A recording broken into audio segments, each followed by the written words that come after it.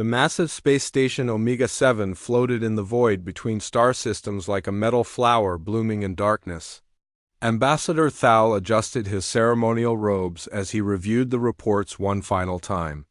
Another primitive species had stumbled into faster-than-light travel, and the Galactic Council needed someone to handle the integration process. These humans from a backwater planet called Earth would be no different from the dozens of other young races he had welcomed into the Empire over the centuries. The viewing screens showed the approaching human vessels, and Thal almost laughed at their crude appearance. The ships looked like they had been assembled from scrap metal and spare parts. Welding marks were visible across their hulls, and their design followed no aesthetic principles that any civilized species would recognize. Commander Voss stood beside him, his military uniform pristine and his expression showing barely concealed disgust at the sight of the human fleet. "Look at those rust buckets," Voss muttered. "How did they even survive the journey through hyperspace?" Our scouts reported that their homeworld barely has industrial capacity beyond basic manufacturing. Minister Kell approached from the diplomatic wing, her elegant form moving with the grace that came from centuries of selective breeding among her people. The preliminary scans show energy signatures consistent with fusion drives and basic particle shields, nothing that poses any threat to our security systems. This should be a simple integration ceremony. The human delegation docked with Omega-7 using mechanical clamps that scraped against the station's advanced hull materials. Their airlocks cycled with mechanical wheezing sounds that made several galactic officials wince. When the doors finally opened, 3 humans stepped through wearing simple gray uniforms that looked more like work clothes than diplomatic attire. The lead human was a middle-aged woman with graying hair and calloused hands. She introduced herself as Captain Rodriguez, her voice carrying an accent that the translation system struggled to process smoothly. Behind her stood Dr. Williams, a thin man with nervous energy who kept glancing around at the advanced technology surrounding them. The third human remained silent, introduced only as Lieutenant Torres, a young woman whose eyes seemed to catalog every detail of the station's interior. "Welcome to Omega-7, Ambassador Thal began, his voice resonating with the authority of the Galactic Council. "I trust your journey was not too difficult for your vessels. We understand that early faster-than-light travel can be challenging for developing civilizations." Captain Rodriguez smiled politely. "We managed just fine, thank you. Our ships are tougher than they look." The formal presentation began in the station's Grand Assembly Hall, where holographic displays showed the vast extent of the Galactic Empire. Thousands of star systems, millions of inhabited worlds, and countless species all united under the wise guidance of the Council. Ambassador Thal explained how humanity could find its place in this grand civilization as a protected species, contributing their unique perspective while learning from more advanced races. "Your people show promise," Minister Kell added graciously. "With proper guidance, you could develop beyond your current limitations. We offer membership in the Galactic Trade Network, access to our educational systems, and protection under our military umbrella." Dr. Williams shifted nervously and spoke for the first time. "What exactly would this protection involve? We've always been pretty independent back on Earth." Commander Voss stepped forward, his military bearing evident in every movement. "Young species often overestimate their capabilities. The galaxy can be dangerous for those without proper defenses. Pirates, rogue states, hostile aliens, there are threats you cannot imagine. Our fleets patrol these sectors to ensure peace and stability." Lieutenant Torres finally spoke, her voice quiet but clear. "And what happens if we prefer to handle our own defense?" The question hung in the air, like an unwelcome interruption to a carefully scripted performance. Ambassador Thal exchanged glances with his colleagues before responding with practiced diplomacy. Of course, all member species maintain local defense forces. However, major security concerns are handled by imperial fleets with superior technology and coordination. The humans asked to see demonstrations of galactic technology, and the officials were happy to oblige. They showed off advanced energy weapons that could vaporize asteroids, defensive shields that could withstand stellar radiation, and sensor systems that could detect ships across multiple star systems. The humans watched with expressions of polite interest, asking occasional technical questions that seemed rather basic to their hosts. "Impressive," Captain Rodriguez commented after the weapons demonstration. "Very efficient energy distribution? We use similar principles in some of our equipment." Commander Voss smiled condescendingly. "I'm sure your people have developed some interesting local innovations. Perhaps you could show us your own defensive technologies?" The humans exchanged looks before Dr. Williams activated a small device from his belt. A shimmering field appeared around the three humans, and Lieutenant Torres gestured for the galactic officials to observe their scanner readings. The energy signature was barely detectable, registering as little more than background radiation. "Basic personal shields," Dr. Williams explained. "Nothing too fancy, but they keep us safe from most environmental hazards." The demonstration was interrupted by alarms blaring throughout the station. Commander Voss's communicator crackled with urgent reports from the security center. "Pirate ships incoming. 3 vessels, heavily armed, approaching from the asteroid field." The galactic officials rushed to the command center, their diplomatic composure cracking under the pressure of actual danger. The attacking ships were sleek predators equipped with military-grade weapons that had been stolen or purchased from corrupt imperial suppliers. Their demands echoed through the communication systems, demanding the surrender of all valuable cargo and technology aboard the station. "Activate the defense grid," Commander Voss ordered. But the station's weapons were designed for deterrence rather than serious combat. The pirates had clearly studied Omega-7's capabilities and brought sufficient firepower to overwhelm its defenses. The 3 human ships, still docked to the station, began to move. Captain Rodriguez's voice came through the communication system. With calm professionalism. "Omega-7 Control, this is Earth Vessel Determination. We're moving to intercept the hostile craft. Please stand by." "Negative." Commander Voss shouted into his communicator. "Your vessels are not equipped for combat against military-grade pirates. Retreat to minimum safe distance and await Imperial reinforcements." The human ships detached from the station with surprising grace, their crude-looking hulls turning toward the approaching pirates. What happened next defied every expectation the galactic officials had about human capabilities. Beams of energy erupted from the human vessels, but they were unlike anything in the Imperial arsenal. The pirate ships' advanced shields, capable of deflecting the station's defensive weapons, simply ceased to exist when the human beams touched them. Metal hulls designed to withstand the rigors of space combat melted like ice under a blowtorch. The entire engagement lasted less than 4 minutes. When the energy discharges faded, 3 pirate vessels hung dead in space, their crews surrender. Signals broadcasting on all frequencies. The human ships returned to their docking positions as if nothing unusual had occurred. Ambassador Thal stared at the tactical displays in stunned silence. The energy readings from the human weapons were impossible according to every scientific principle he understood. Commander Voss was frantically running diagnostics on the station's sensors. Convinced that some malfunction was showing false readings, Minister Kell was the first to find her voice. "How?" she whispered. Captain Rodriguez's image appeared on the main screen, her expression still showing the same polite interest she had worn throughout the diplomatic proceedings. "Is everyone aboard the station safe? We detected some minor damage to your outer hull sections, but nothing that should affect life support." "Your weapons," Commander Voss stammered. "The energy output, the penetration capability, our sensors must be malfunctioning. Those readings are theoretically impossible." "Oh, those," Dr. Williams said, appearing beside the captain. "We call them basic defense lasers. Nothing too complicated, really. We've been using similar designs for about 30 years now."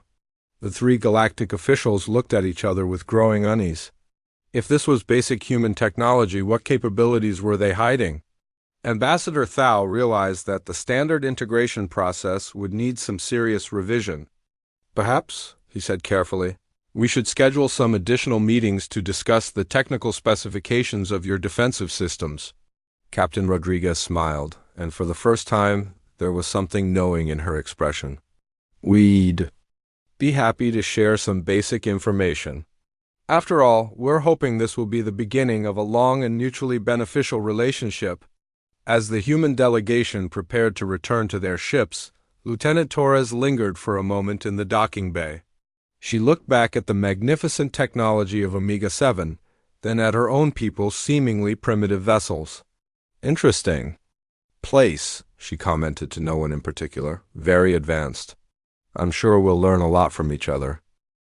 The massive bay doors closed behind the humans, leaving the galactic officials alone with their shattered assumptions and a growing sense that they had seriously underestimated Earth's children. 3 weeks after the incident at Omega 7 Minister, Kel sat in her private office aboard the Imperial flagship reading intelligence reports that made her question everything she thought she knew about the galaxy.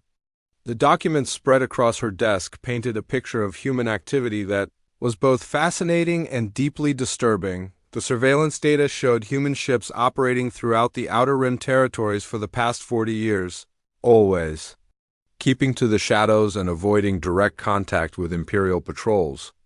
These vessels bore no resemblance to the crude craft that had docked at Omega 7. They were sleek, nearly invisible to standard sensors, and capable of speeds that exceeded anything in the Imperial fleet. Agent Cav entered her office carrying another stack of reports, his usually calm demeanor showing cracks of concern. The deep space monitoring stations have been recording anomalous energy signatures for decades. We always assumed they were natural phenomena or equipment malfunctions. Now, we know better. The evidence was overwhelming. Hidden observation posts throughout Imperial space, all human in origin, had been watching and learning from galactic civilization for longer than most species had been members of the Empire. The humans hadn't stumbled into faster-than-light travel recently. They had been perfecting it while keeping their true capabilities secret from the rest of the galaxy. They've been studying us, Minister Kell said quietly, staring at images of human installations hidden in asteroid fields and nebulas, learning our weaknesses, mapping our territories, understanding our technology. The question is why? The answer came 2 days later when Admiral Kane arrived at the Galactic Council chambers aboard a vessel that made every military officer present question their career choices. The ship was a work of art and science combined, its hull seeming to bend light around it while energy patterns danced across. Its surface like living things. Kane himself was not what the council members expected from a human military leader. He was young, perhaps 40 standard years, with a calm confidence that spoke of someone who had never doubted his ability to handle any situation. When he spoke, his voice carried the weight of authority backed by overwhelming technological superiority. "Honored members of the Galactic Council," he began, "I think it's time we had an honest conversation about the relationship between Earth and the galactic community." The council chamber fell silent as Kane activated holographic displays that showed the true extent of human space operations. Their territory wasn't limited to one small system on the Outer Rim. It encompassed dozens of star systems, hundreds of installations, and a defensive network that could probably hold off the entire Imperial fleet. For the past 60 years, we've been watching your civilization with great interest. We've learned your languages, studied your technologies, and observed your political systems. The primitive ships that visited Omega 7 were a test to see how you would react to a seemingly inferior species. Commander Voss leaped to his feet, his military pride wounded by the revelation. "You deceived us. This is an act of espionage against the legitimate government of known space." Kane's expression didn't change, but something in his eyes grew colder. "Your government claims authority over species and territories it has never even contacted. We've been living in this galaxy longer than some of your member races, and we've never acknowledged imperial jurisdiction over human space." Ambassador Thal tried to restore diplomatic protocol to the proceedings. "Surely we can resolve this misunderstanding." If humanity wishes to join the galactic community, there are proper procedures for advanced civilizations. Your technological capabilities would be welcomed by the Council. That's the problem, Kane replied. We're not sure we want to join your community. What we've observed suggests that the Galactic Empire is built on maintaining technological and military superiority over member species. You keep them dependent on imperial systems while using their resources to maintain your own power. Dr. Williams materialized as a hologram beside Kane, his nervous energy replaced by quiet confidence in familiar surroundings. We've been analyzing your technology for decades, and frankly, we're not impressed. Most of your innovations are incremental improvements on designs that are thousands of years old. You've become stagnant. The holographic display shifted to show comparative analyses of human and galactic technologies. The results were humbling for the assembled council members. Human power systems were more efficient, their weapons more devastating, their defenses more sophisticated, and their manufacturing capabilities operated on principles that galactic science considered theoretical. At best, this is impossible, declared High Scientist Mayer, the Empire's leading expert on advanced physics. Your species achieved faster-than-light travel only recently. You cannot have developed such sophisticated technology in such a short time. Kane smiled for the first time during the presentation. You're thinking about this backwards. We didn't develop faster-than-light travel recently. We've had it for over a century. We just decided to reveal ourselves when we were confident we could handle whatever response the galaxy might have. The demonstration that followed shattered every assumption the Council held about technological development. Dr. Williams showed them human quantum computers that processed information at rates that made imperial systems look like primitive calculators. Their manufacturing techniques operated at the molecular level, building materials with properties that shouldn't exist according to galactic understanding of physics. How? Minister Kell asked, her diplomatic composure finally cracking. How? Did you advance so far beyond us in such a short time? You assume we had a short time, Kane replied. Earth has been a dangerous planet for millions of years. Our species learned to adapt, to innovate, to find solutions that others wouldn't consider. When we reached space, we brought that same approach with us. The most disturbing revelation came when Kane showed them recordings of human deep space exploration missions. While the Galactic Empire had been content to expand slowly, consolidating control over known regions, humans had been pushing into unexplored areas of the galaxy. They had made contact with ancient civilizations that the Empire didn't even know existed, learned from technologies that predated galactic history, and incorporated alien knowledge into their own rapidly advancing science. You've been playing politics and maintaining control, Kane continued. We've been learning and growing. The galaxy is much larger and more complex than your empire realizes. And there are things out there that make your military concerns look trivial, Commander? Voss struggled to maintain his composure in the face of such overwhelming evidence of human superiority. What do you want from us? If you're so advanced, why reveal yourselves at all? Kane's expression grew serious. Because the galaxy is about to change whether you're ready or not. We've detected signs of activity in the deep void regions that suggest something big is coming. When it arrives, we'll need every species working together if we want to survive. The council chamber erupted in concerned murmurs as the implications sank in. Kane raised his hand for silence and continued. We're not interested in conquering your empire or replacing your government. But we're also not interested in being junior partners in a system that can't adapt to new realities. Minister Kell found her voice first. What are you proposing?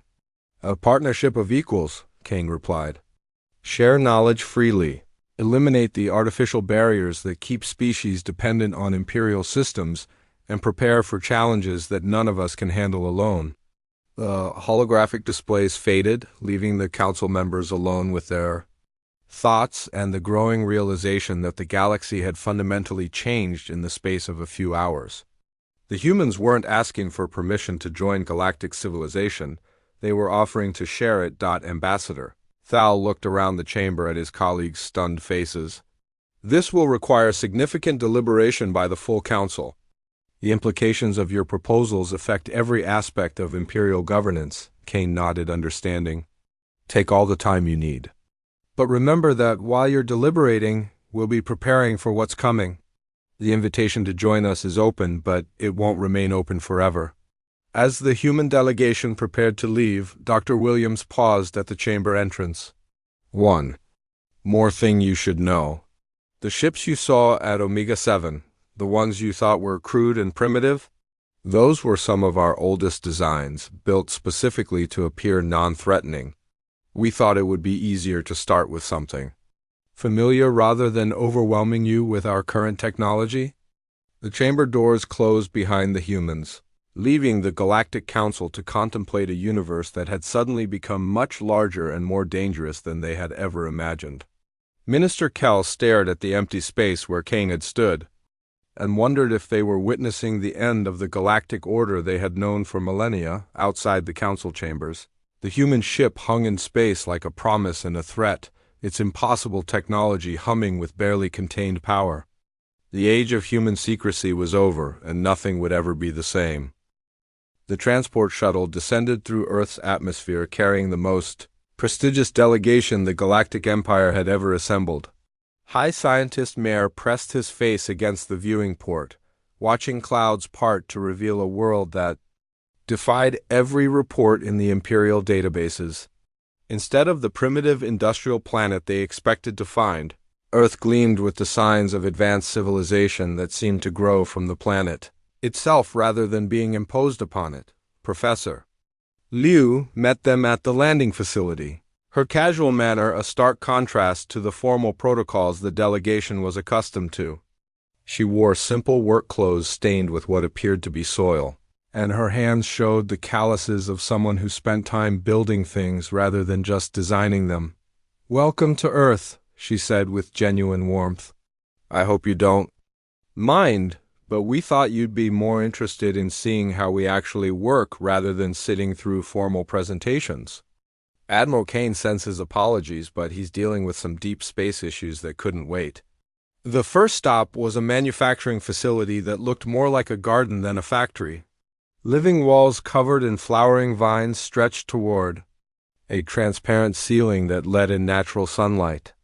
The air smelled of earth and growing things, with only a faint metallic undertone to suggest industrial activity. Minister Kell studied her scanner readings with growing confusion.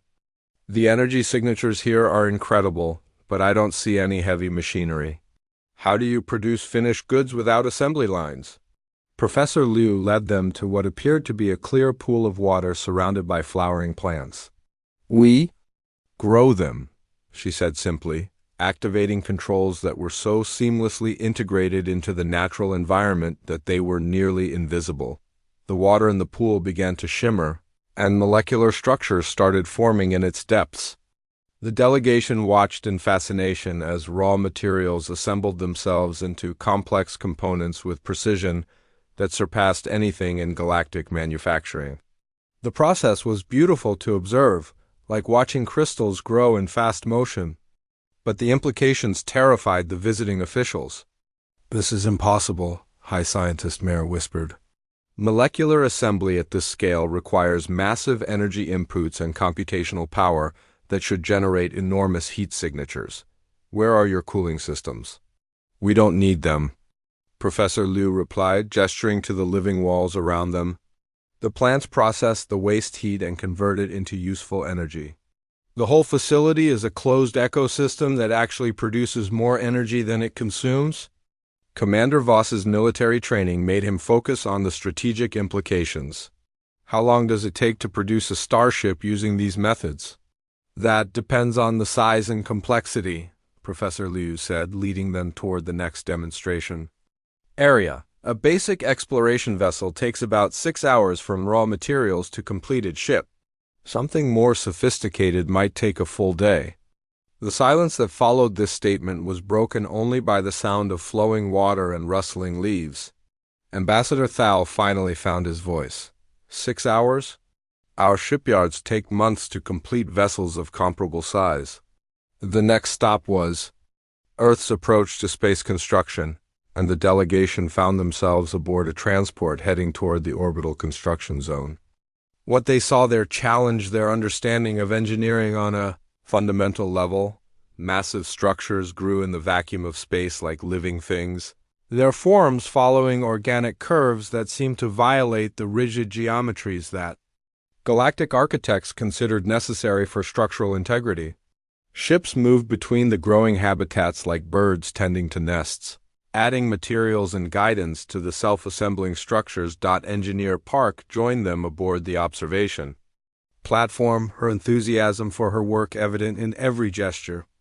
We learned early on that nature has already solved most engineering problems. Why fight physics when you can work with it? The structures they were building defied classification. They were part space station, part habitat, part manufacturing center, and part ecosystem. Gardens grew in zero gravity using techniques that made plants thrive in conditions that should have killed them. The entire complex hummed with activity that seemed both incredibly advanced and perfectly natural. How do you maintain structural integrity without internal supports? High Scientist Mayer asked, his scientific training warring with the evidence before his eyes. The same way trees do, Engineer Park replied. Distributed load-bearing, flexible response to stress, and constant growth to repair any damage. These habitats actually get stronger over time as they adapt to their environment. The demonstration that finally broke the delegation's composure came when they were shown Earth's approach to terraforming. The transport took them to Mars, and what they found there left them speechless. The red planet was green. Vast forests stretched across landscapes that had been barren, rocked just decades earlier. Oceans sparkled under a sky that was blue instead of the dusty orange they expected. Cities grew from the landscape like flowers, their organic architecture blending seamlessly with the restored ecosystem. Dr. Kim met them at the primary research station, a building that seemed to have grown from a giant tree whose roots reached deep into the Martian soil. We started the terraforming process 70 years ago, she explained. The atmospheric conversion took about 30 years, but we were growing forests within the first decade. Minister Kell's diplomatic training had not prepared her for this level of shock. Terraforming takes millennia. The energy requirements alone should have exhausted your entire civilization's resources. Only if you try to force the planet to change, Dr. Kim replied. We worked with Mars instead of against it. The planet wanted to be green again. It just needed help remembering how. The scientific explanations that followed challenged every principle the galactic delegation thought they understood. Humans had developed techniques for accelerating planetary evolution that worked with natural processes instead of overwhelming them. They used engineered organisms that could survive in hostile environments while gradually transforming them into something more hospitable. Venus will be finished in another 20 years, Dr. Kim continued casually. The cloud cities are already inhabited, and the surface temperature is dropping faster than our models predicted. Europa and Titan are more challenging because of the distance from the sun, but we're making good progress there too. The final demonstration was Earth's approach to space defense, and it was here that the delegation truly understood the scope of human capabilities. The solar system was ringed with installations that weren't just defensive platforms. They were massive engineering projects that could reshape space itself. Admiral Stone met them at the Primary Defense Coordination Center, a facility built into an asteroid that had been hollowed out and transformed into something that resembled a vast cathedral. The walls were covered with displays showing energy patterns and gravitational fields throughout the solar system. Our defense philosophy is simple, Stone explained. If someone wants to attack our worlds, they have to get through our space first, and our space doesn't behave the way normal space does. The displays showed how human installations could manipulate gravity wells, create artificial wormholes, and generate energy fields that could disable ships from multiple star systems away. The solar system itself had become a weapon of unimaginable power. The beautiful thing about this approach, Stone continued, is that it's completely defensive. We can't use these systems to attack anyone else's territory. But anyone who tries to attack ours will find themselves dealing with the laws of physics working against them." Commander Voss stared at the tactical displays with the expression of someone whose entire worldview was crumbling. "How many ships could you stop with this system?" "All of them," Stone replied simply. "Every ship in the galactic fleet could enter this system, and none of them would reach our inner planets.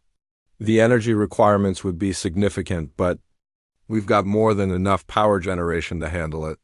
As the delegation prepared to return to their ship, Professor Liu offered them one final insight that would haunt their dreams for years to come.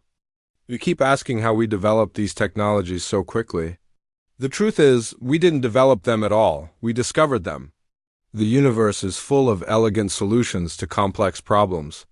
We just learned to look for them instead of trying to impose our own ideas on reality." The transport carrying the galactic delegation lifted off from Earth's surface, leaving behind a world that had shown them the future of civilization. As they climbed through the atmosphere, the officials sat in stunned silence, each trying to process the implications of what they had witnessed. High Scientist Mayer was the first to speak. "We need to completely revise our understanding of technological development. Everything we thought we knew about the limits of science and engineering is wrong." Minister Kell nodded absently, still staring at the displays showing Earth's impossible achievements. "The question now is whether our civilization can adapt to this new reality or whether we'll be left behind by species that learn to think like humans do." Ambassador Thal looked back at the blue-green world, growing smaller behind them, and wondered if they were witnessing the birth of a new age or the end of everything they had built over millennia of careful expansion and control. The answer, he suspected, would depend on how quickly the Galactic Empire could learn to embrace the impossible.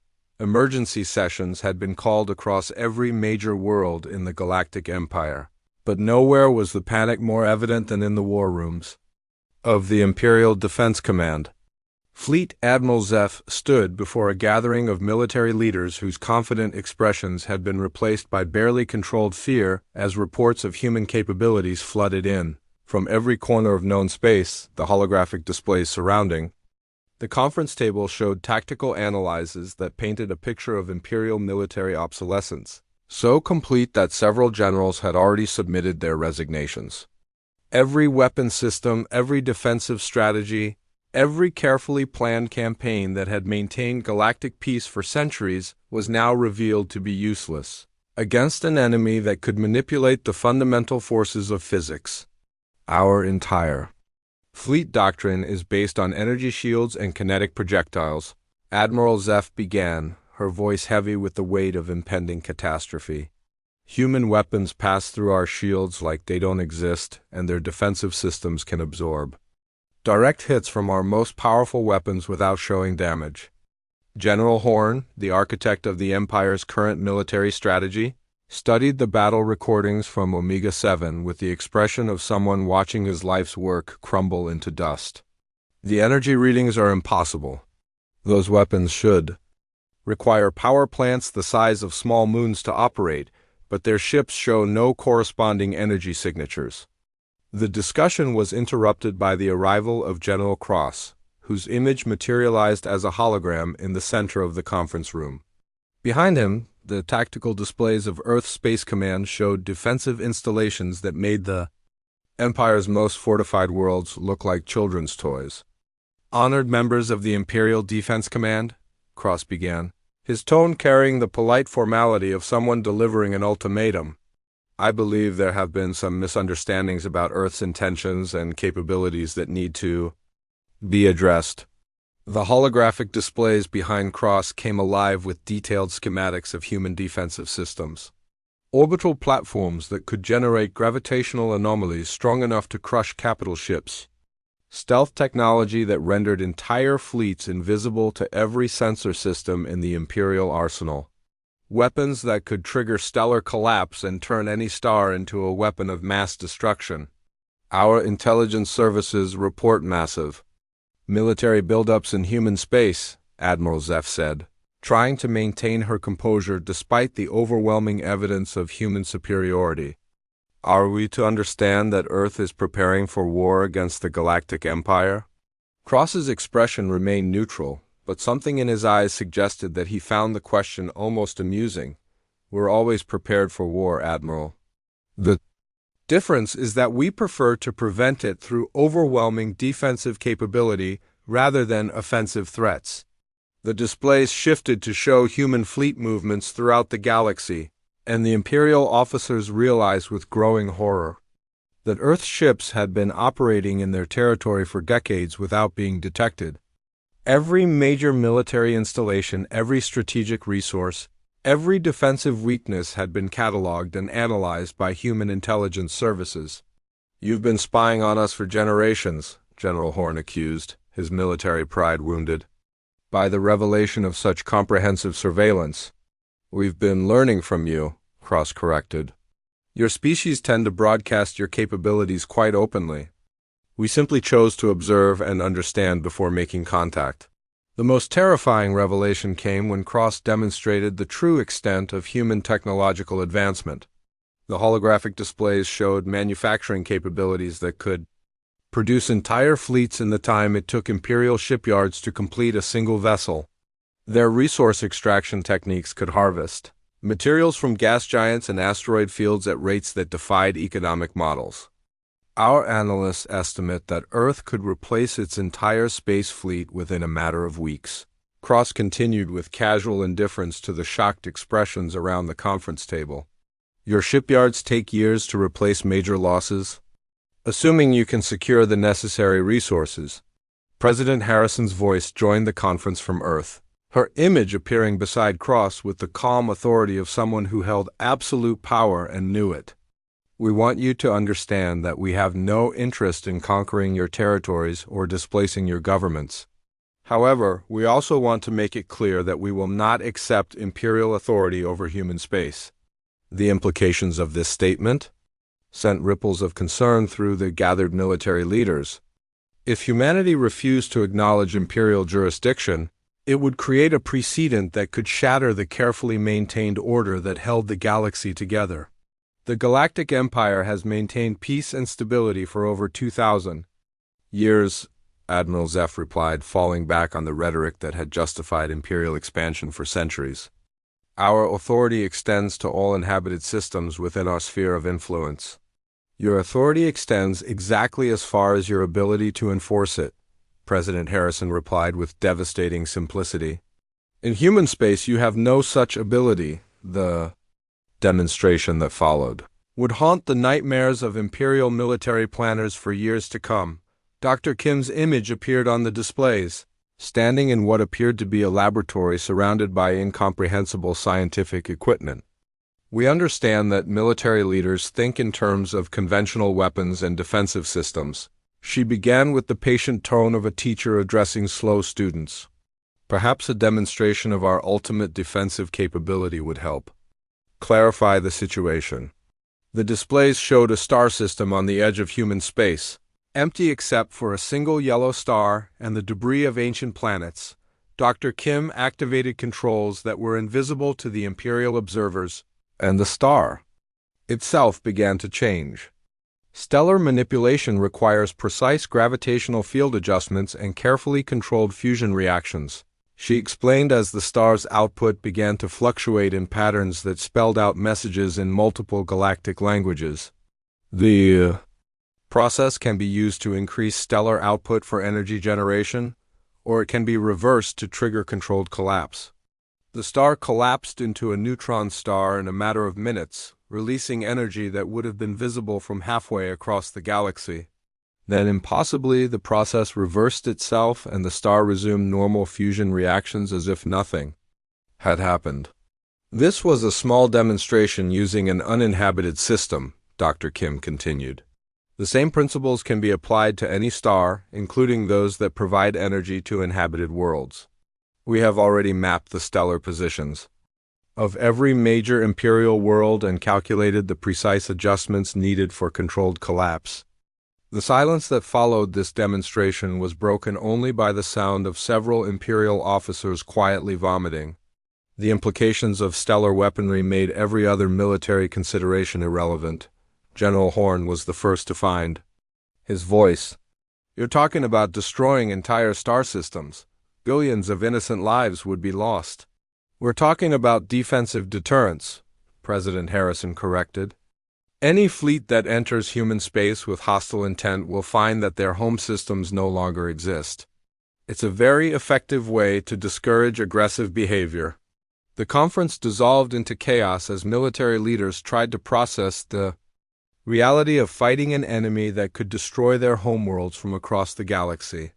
Traditional military doctrine had no answer for weapons that could manipulate stellar physics. Admiral Zeph struggled to maintain order as her officers argued about response strategies that ranged from immediate surrender to desperate preemptive strikes. What are your terms? She finally asked, her voice barely above a whisper. We don't have terms, Cross replied. We have boundaries. Stay out of human space, don't interfere with our operations, and don't threaten our people or our allies. In return, we'll continue to ignore your internal politics and let you run your empire however you see fit. The holographic displays faded, leaving the Imperial military leadership alone with the knowledge that their centuries of dominance had ended. In a matter of hours, the galaxy had a new apex predator, and it had no interest in conquest, only in being left alone. As the emergency session concluded, Admiral Zeph looked around the conference room at the faces of officers whose entire careers had been built on the assumption of Imperial military superiority. Begin immediate studies on defensive technologies that might counter human capabilities. Redirect all research funding to advanced physics projects. And send messages to all fleet commanders to avoid any actions that might be interpreted as hostile by Earth vessels. General Horn stood slowly, his shoulders carrying the weight of military obsolescence. What about our expansion plans? The Outer Rim territories were scheduled for integration over the next decade. Cancelled, Admiral Zeph replied. All expansion into sectors that might be claimed by human interests is suspended indefinitely. We need to focus on understanding this new reality before we make any moves that might provoke a response we cannot survive. The economic implications were equally devastating. Finance Minister Grau's emergency report to the Galactic Trade Council painted a picture of imperial economic collapse that would make military defeat seem trivial by comparison. Human manufacturing capabilities could produce goods at costs that would destroy entire sectors of the galactic economy overnight. Their molecular assembly techniques eliminate the need for traditional supply chains, Grau explained to the assembled trade representatives. Raw materials can be converted directly into finished products without intermediate processing steps. The labor costs are essentially zero, and their energy efficiency makes our most advanced facilities look primitive. Trade representative Core from the merchant worlds raised the question that everyone was thinking but afraid to ask. What happens to our economies if humans decide to enter galactic markets? Our manufacturing base couldn't compete with their production capabilities. The answer was simple and terrifying. Human entry into galactic trade would trigger an economic revolution that would reshape civilization itself. Entire industries would become obsolete overnight, and billions of workers would find their skills worthless in a post-scarcity economy. We have to assume that they're already planning their economic strategy, Grau continued.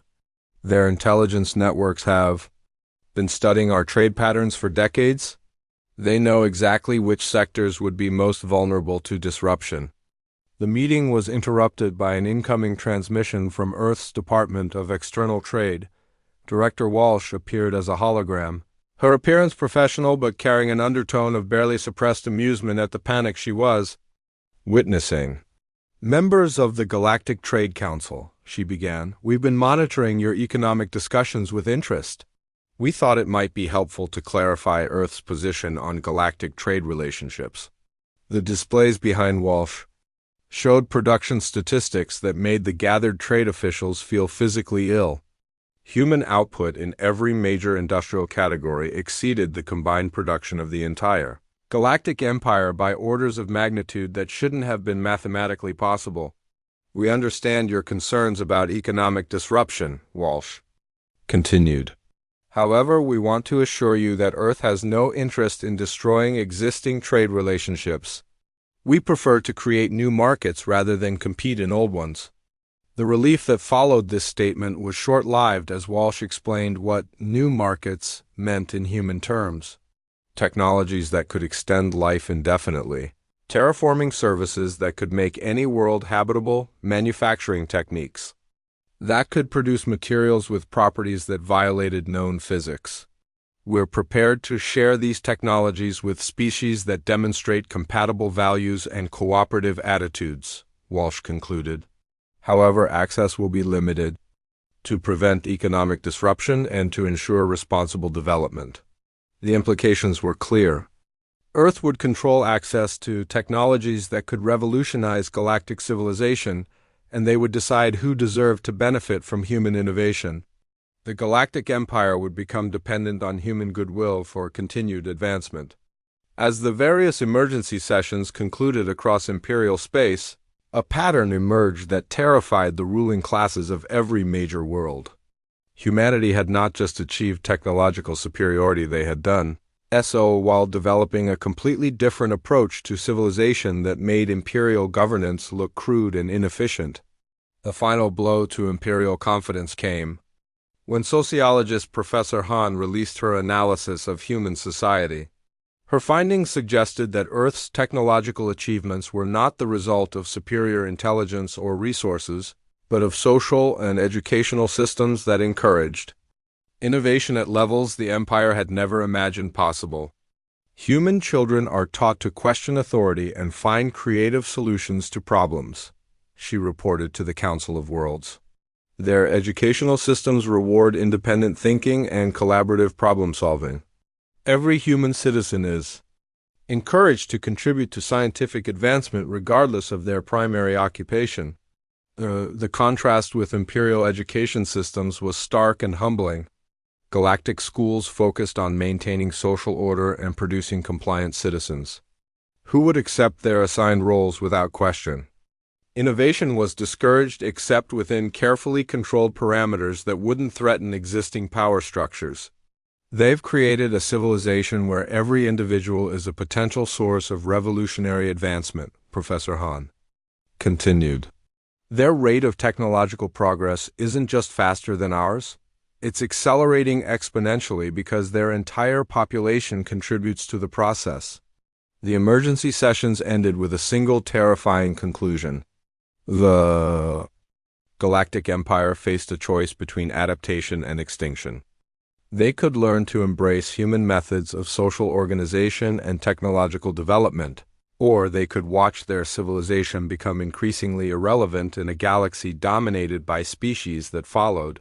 Earth's example, Ambassador Thal, stood in his private chambers aboard the diplomatic flagship, staring out at the stars and wondering if he was witnessing the end of everything his species had built over millennia of careful expansion. The humans had offered partnership, but partnership implied equality between civilizations that were clearly operating on different levels of capability. The communication device on his desk chimed with an incoming message from Earth. President. Harrison's image appeared, her expression showing genuine concern for the first time since the crisis began. Ambassador Thal, she said, we understand that recent revelations have been difficult for your people to process. We want you to know that we genuinely hope for peaceful cooperation between our civilizations. However, we also want to be clear about the consequences of any aggressive action against human interests. The final display showed the true extent of human preparation for galactic conflict. Hidden installations throughout Imperial Space Sleeper, agents in every major government, and weapon systems that could disable the entire galactic infrastructure within hours of activation. We don't want to use these capabilities, Harrison concluded, but we will if necessary. The choice of whether our relationship develops through cooperation or domination is entirely up to you. The transmission ended, leaving Ambassador Thal alone with the knowledge that the age of imperial dominance was over. The galaxy now belonged to humanity, and the only question remaining was whether the other species would be allowed to share it.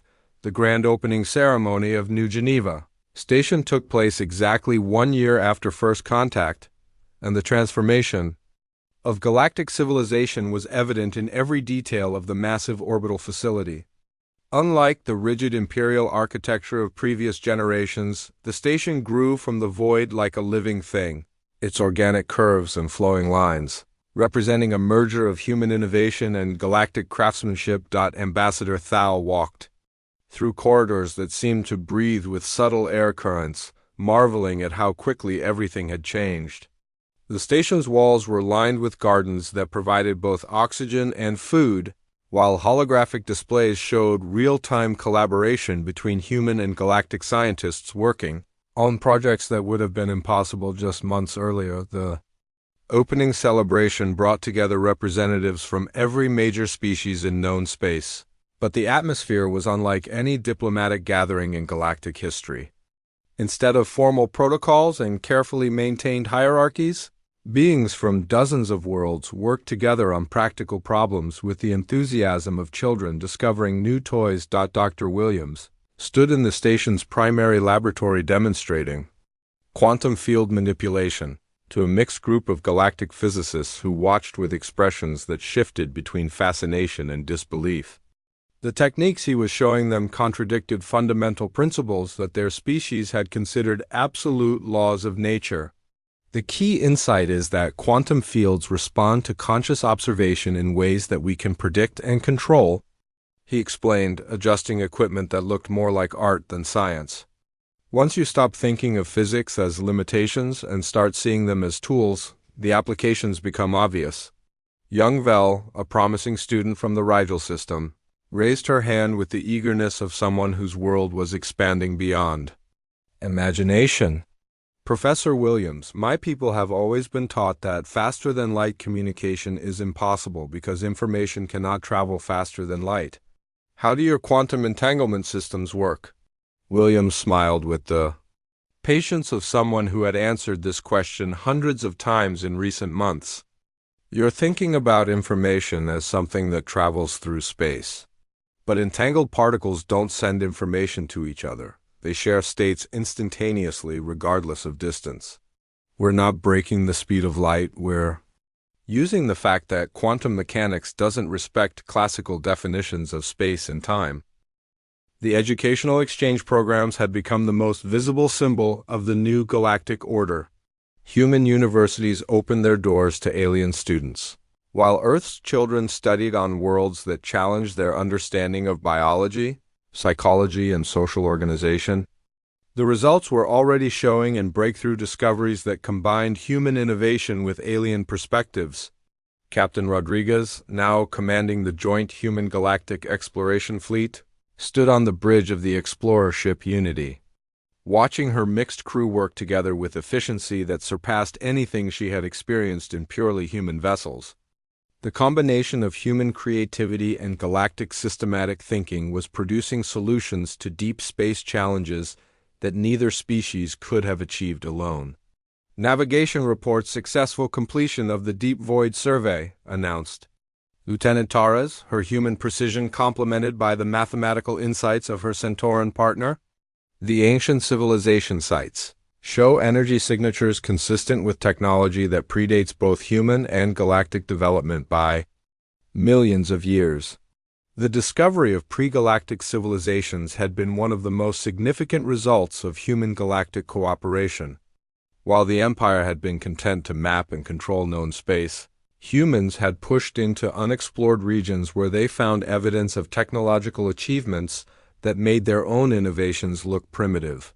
Engineer Park floated in zero gravity outside the station's construction zone, working alongside alien partners to assemble habitat modules that combined the best of both technological approaches.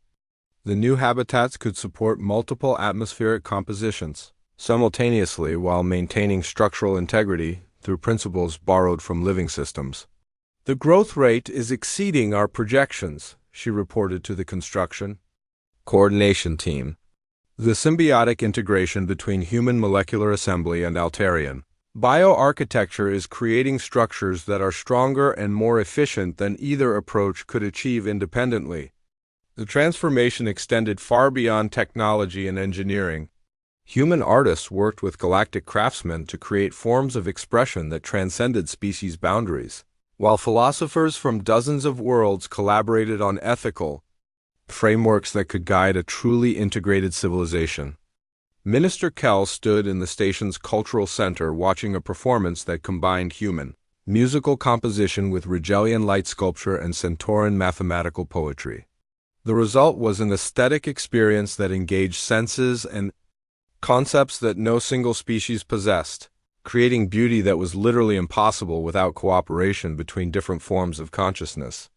"The humans were right about one thing," she said to Ambassador Thal as they watched the performance together. "We had become stagnant. We were so focused on maintaining what we had built that we forgot how to grow. The economic revolution had been swift and surprisingly peaceful. Instead of destroying existing trade relationships, human manufacturing capabilities had created entirely new categories of goods and services that expanded galactic wealth rather than redistributing it. Scarcity became a choice rather than a natural limitation, and entire planets began reimagining their social and economic structures." Director Walsh met with trade representatives in the station's commercial district, where human replicators worked alongside traditional artisans to produce goods that combined impossible efficiency with personal craftsmanship. The economic model that emerged challenged every assumption about resource allocation and social organization. "The goal isn't to replace existing production," she explained to a gathering of merchants who had initially feared human competition. "It's to eliminate the artificial scarcity that forces species to compete for basic necessities. When everyone has access to food, shelter, and energy, markets can focus on innovation, art, and experiences." The most profound changes were happening in education and social development. Human teaching methods that encouraged questioning and creativity were spreading throughout galactic space, producing generations of young beings who approached problems with unprecedented confidence and imagination. Professor Liu worked with students from 17 different species in the station's primary classroom, watching them collaborate on projects that their parents' generation would have considered impossible. The young beings seemed to intuitively understand principles of cooperation that their elders had struggled to accept. "The beautiful thing about working with mixed groups," she observed to her teaching colleagues, "is that each species contributes perspectives that the others couldn't develop on their own. Humans are good at creative problem solving, but Centaurans are better at mathematical analysis, and Rigelians have spatial reasoning abilities that astound us." The military transformation had been the most dramatic change of all. The old Imperial fleets, with their emphasis on control and domination, had been replaced by cooperative defense networks that focused on protection and exploration rather than conquest. Admiral Stone coordinated the new galactic defense grid from the station's strategic command center, working with former Imperial officers who had learned to think of security in terms of mutual protection rather than territorial control. The technologies they now had access to made traditional military thinking obsolete. "The key insight is that defense is always easier than offense when you have the right tools," he explained to a gathering of military leaders from across the galaxy. "Instead of building weapons to attack other species, we build systems that make attack impossible. It's more efficient and much more stable." The exploration missions that had begun as joint human-galactic ventures were now uncovering secrets of the universe that challenged fundamental assumptions about the nature of reality itself. Ancient technologies that manipulated space and time, evidence of civilizations that had transcended physical existence, and artifacts that suggested the universe was far stranger than anyone had imagined. Captain Rodriguez stood on the observation deck of the Unity as her ship approached the ruins of a civilization that had apparently converted an entire star system into a single vast machine. The technology involved was so advanced that even human science could barely comprehend its purpose. "Initial scans suggest this entire system is some kind of computational matrix," reported Dr. Williams from the science station. "The energy patterns indicate information processing on a scale that could simulate entire universes.